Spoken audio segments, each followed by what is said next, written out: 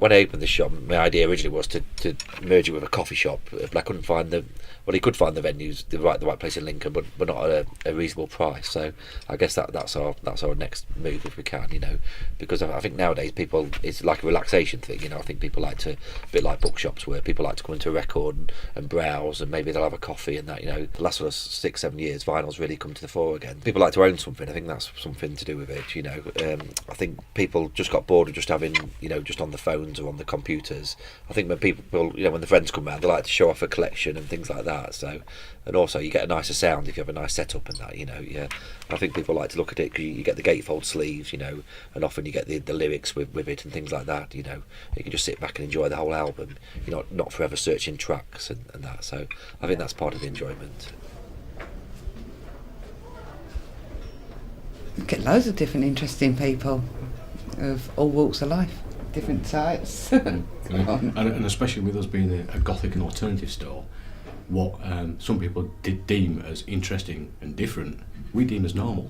Most people think of a goth dressed in black makeup, black hair. Yeah, as in Marilyn Manson, that image. But it isn't. It isn't. There is 33 of us types out there. You've got the Victorian goths, you've got the steampunk goths, you've got the cyber goths, you've got the normal goths, you've got baby goths. Unfortunately, in society, how we dress, we can't do it every day. No. Because normal people look at us and go like, no, weirdo, like you're going to get us in trouble, you're going to... We're not that type. There was a young lady, Sophie Lancaster, back in 2007. She was basically kicked to death in Manchester for being a goth. She was walking through a park with a boyfriend and a group of, to put it mildly, chavs decided to pick on them. They started beating up the boyfriend, and she stepped in to defend her boyfriend, and 13 days later she died through her injuries. And he's totally brain damaged.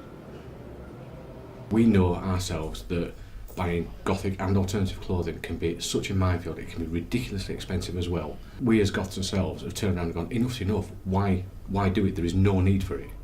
So we've gone, well, okay, we'll start up, which is what we did nearly 2 years ago. And it's taken us that long to get to here, to get to this point, and we're still growing.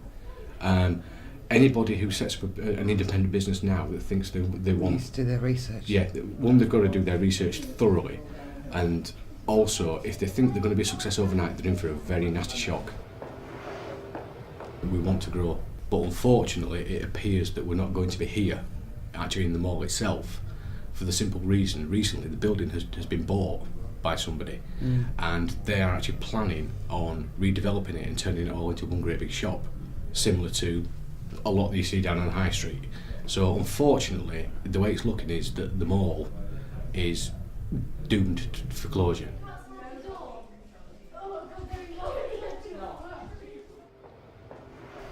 I've had a zebra skin, I had some stuffed pheasants the other week. I've got an unopened tin of army biscuits down there from 1963. And it's that tin there underneath that cauldron, that green tin. It's army issue biscuits, so it's still full. I don't know where you'd find another one. We wouldn't, because a lot of them would have been eaten at the time and opened, you see, so to get a tin full, but then you're not going to get a collector in that collects army biscuits, are you? The other week, I should say in about a month, I sold about 20 suitcases.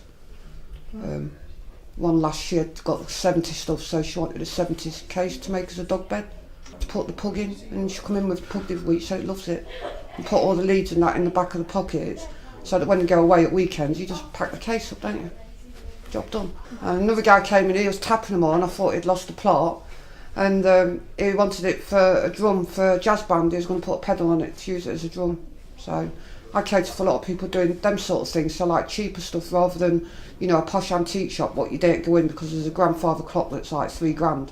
In here, like, kids can come in here and buy an animal for a quid or a couple of quid or something, and, I'm quite happy to let them in and let anybody in.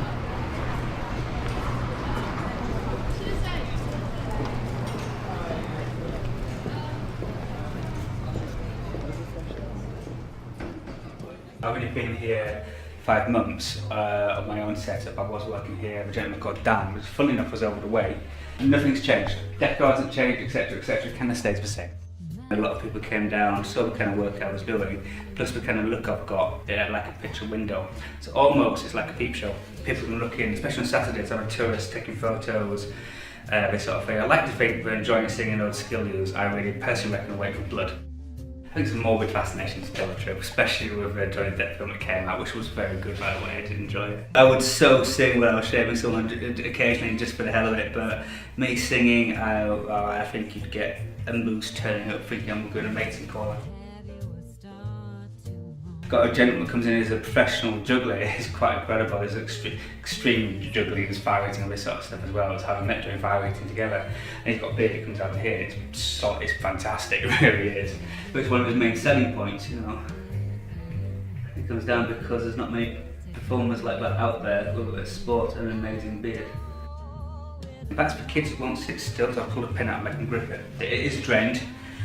However, I'm really tempted at some point to pull a pin out and throw it in to see what happens.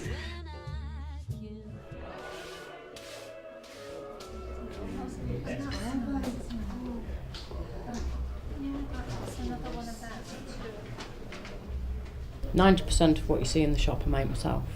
I don't just cater for brides, I also do quite a few fascinators and hats for the races, Queen's Garden parties, award ceremonies, any occasion that requires a hat. Online shopping impacts businesses, shops in high street town centres. As you know yourself, you'll have seen lots of places closing down because the online market has taken over or is taking over. Lots of people, we see it every day and hear people walk through saying, oh, everywhere's closing down, but they shop online themselves, so they're not supporting local businesses. If they supported the local businesses, then not so many of them would fold.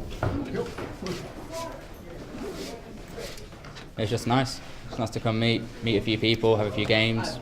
I've made quite a few friends from going to this place and then the Saturday club and just talking. If the comic shop was to close, it would be a big loss, 'cause I do spend a lot of my time here, but I reckon it would just be a case of finding something new to do or potentially trying to find a new shop to go to. Well, I'm not 100% sure if we can do this.